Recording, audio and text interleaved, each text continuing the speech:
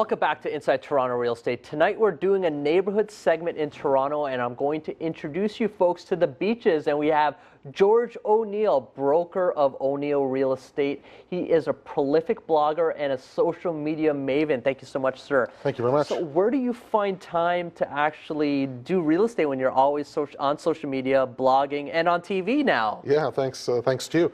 Well, you know what, we started a number of years ago, back in 2000. When it wasn't cool. Yeah, before it was really popular. 2006 is my first YouTube account, for example. So it's just part of our business. We're a full service boutique brokerage, small but totally digital. The only marketing we do is online, so it's just really part of our entire marketing system. And the neighborhood, you do deals in other places in the city, but you spend most of your time focusing on the beaches. Tell us about the beaches. Sure. What's going on the beaches right now? Yeah, we live on the beach, and that's where we focus. So yeah, the beaches is a great community. I mean, today was the hottest day in Toronto yet. Yeah, it must have been really amazing. Yeah, people are flocking to the beach, and there's a reason for that. It's just cooler there. You look at the temperature gauge in your car; it's 4 or 5 degrees cooler. It's a nice neighborhood. It's close to downtown. Schools are great. There's lots of shopping. It's easy to get to. You jump on the Queen Street streetcar. And it's people love it. So when I think of the beaches, I think of the Painted Ladies, which are those different color houses that you can see from the beach on Woodbine. Yeah. I think of those awesome houses that are named after those horses because the track used to be there. So on those streets, they're just going to the boardwalk. People call that Pleasantville. Pleasantville, amazing neighborhood. But what kind of prices are we looking at for the Painted Ladies and in Pleasantville? Well, Painted Ladies, you know, 700 sometimes now plus. They're great houses. They're 3-4 levels with interesting parking in behind. Pleasantville, the newer development started about 10 years ago. Now it's totally finished. I think that was Tribute built there, yeah. And they're now north of $1 million for the ones that overlook downtown. I mean, they're beautiful properties. So if I wanted to, if I was maybe a first-time home buyer or move-up buyer, then moving in from a condo, what are my options in the beaches? So there's a bunch. I mean, there's resale. There's condos, existing condos. Average price or median price right now is below 500.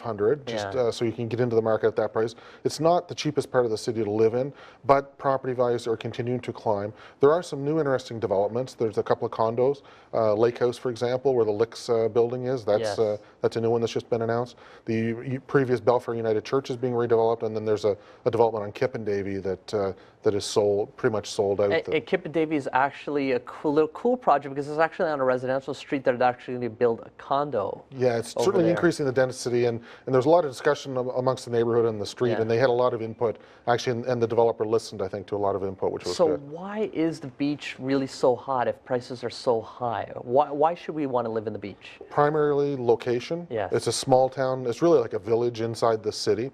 It used to be cottage country for Toronto. So absolutely, a lot of the houses, they still look like cottages that are, you'd walk in them, they're not a cottage anymore, but from the front they look like that. So location, all the amenities, great schools, really. Is there a way that investors can make money there? Could they buy a house, fix it up? Are those options available right now too? They are. I mean, what typical investors are looking for are the wider lots, 40, 50 feet, but you know, pretty much most of those are gone now.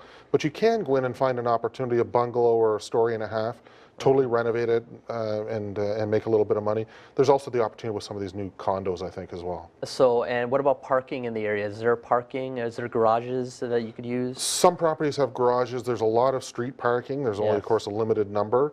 And there's front yard parking in a lot of cases as well. So. And what type of people generally live in the beach right now? So younger families, excuse me, with children, professionals that work downtown.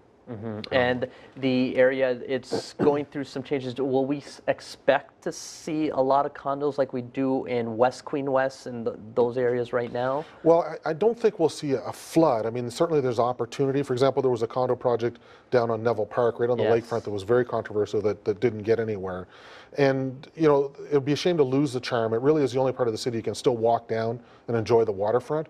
So there needs to be a balance of keeping the old with modernization, and I think the community will work with the developers and hopefully make that happen effectively. And is the community over there for development or really against? Is it really difficult for projects to go through?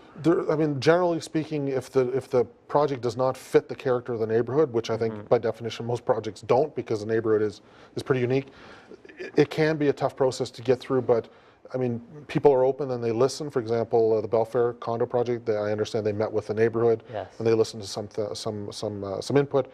So there's an opportunity, I think, to work with the neighborhood and respect the neighborhood, and hopefully it'll come out the best for everybody. Fantastic. So does your business, do you work mainly with buyers, or do you list a lot of properties in the area as well? Yeah, I probably work on the listing side. Yes. My wife is actually a realtor. She works with us, works on the buyer side, and it's a good complement. And a lot of your leads come from the YouTube and social media? Yeah, I mean, over 80% of our business is now repeat, coming because they follow us on our social media channels. We've done business with in the past, or net new business. Thank you very much for giving us the info on the beach. It was a pleasure. Hope we could get this on YouTube as well for you. That's all the time we have for tonight. Be sure to check out the Inside Toronto Real Estate page tomorrow to get access to video and more info on condos. Thanks for watching. Remember, keep your eyes open when you're closing the deal. Bye for now.